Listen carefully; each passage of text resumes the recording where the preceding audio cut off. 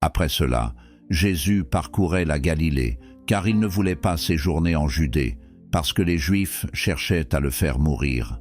Or, la fête des Juifs, la fête des tabernacles, était proche.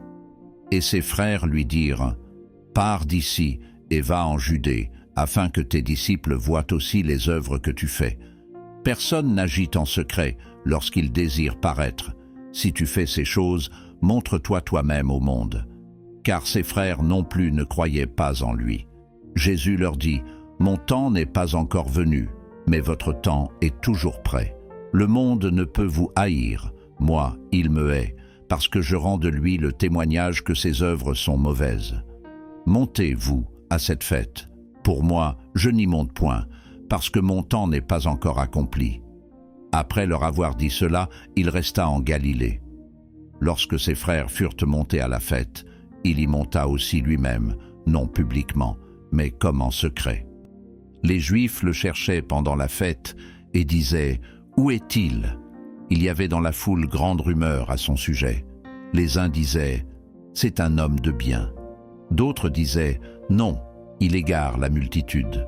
Personne, toutefois, ne parlait librement de lui, par crainte des Juifs. Vers le milieu de la fête, Jésus monta au temple, et il enseignait. Les Juifs s'étonnaient, disant « Comment connaît-il les Écritures, lui qui n'a point étudié ?» Jésus leur répondit « Ma doctrine n'est pas de moi, mais de celui qui m'a envoyé. Si quelqu'un veut faire sa volonté, il connaîtra si ma doctrine est de Dieu ou si je parle de mon chef. Celui qui parle de son chef cherche sa propre gloire, mais celui qui cherche la gloire de celui qui l'a envoyé, celui-là est vrai, et il n'y a point d'injustice en lui.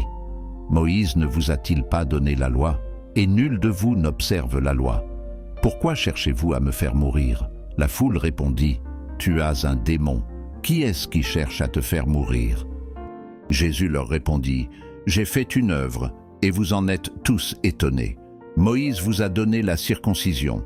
Non qu'elle vienne de Moïse, car elle vient des patriarches, et vous circoncisez un homme le jour du sabbat. Si un homme reçoit la circoncision le jour du sabbat, afin que la loi de Moïse ne soit pas violée, pourquoi vous irritez-vous contre moi de ce que j'ai guéri un homme tout entier le jour du sabbat? Ne jugez pas selon l'apparence, mais jugez selon la justice. » Quelques habitants de Jérusalem disaient, « N'est-ce pas là celui qu'ils cherchent à faire mourir? Et voici, il parle librement, et ils ne lui disent de rien. Est-ce que vraiment les chefs auraient reconnu qu'il est le Christ? Cependant, celui-ci, nous savons d'où il est. Mais le Christ, quand il viendra, personne ne saura d'où il est. » Et Jésus, enseignant dans le temple, s'écria, « Vous me connaissez, et vous savez d'où je suis. Je ne suis pas venu de moi-même, mais celui qui m'a envoyé est vrai, et vous ne le connaissez pas. Moi, je le connais, car je viens de lui, et c'est lui qui m'a envoyé. » Il cherchait donc à se saisir de lui, et personne ne mit la main sur lui, parce que son heure n'était pas encore venue. Plusieurs parmi la foule crurent en lui, et ils disaient, « Le Christ, quand il viendra, fera-t-il plus de miracles que n'en a fait celui-ci » Les pharisiens entendirent la foule murmurant de lui ces choses. Alors les principaux sacrificateurs et les pharisiens envoyèrent des huissiers pour le saisir.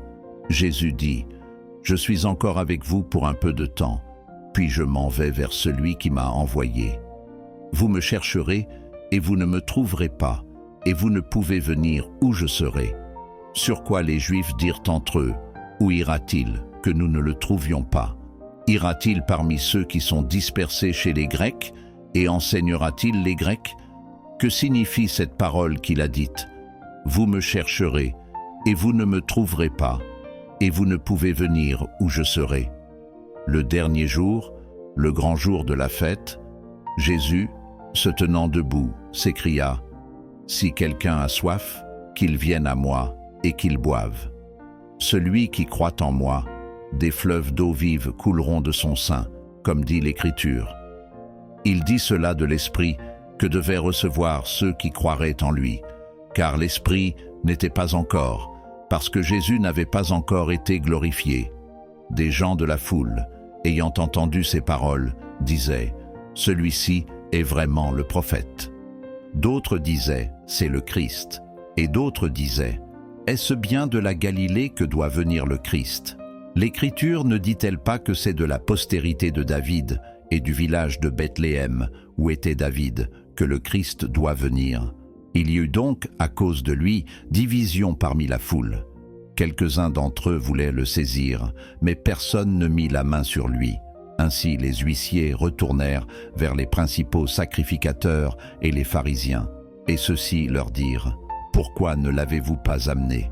Les huissiers répondirent, « Jamais homme n'a parlé comme cet homme. » Les pharisiens leur répliquèrent, « Est-ce que vous aussi, vous avez été séduits? Y a-t-il quelqu'un des chefs ou des pharisiens qui ait cru en lui? Mais cette foule qui ne connaît pas la loi, ce sont des maudits. » Nicodème, qui était venu de nuit vers Jésus et qui était l'un d'entre eux, leur dit, « Notre loi condamne-t-elle un homme avant qu'on l'entende et qu'on sache ce qu'il a fait ?» Ils lui répondirent, « Es-tu aussi galiléen? Examine, et tu verras que de la Galilée il ne sort point de prophète. » Et chacun s'en retourna dans sa maison.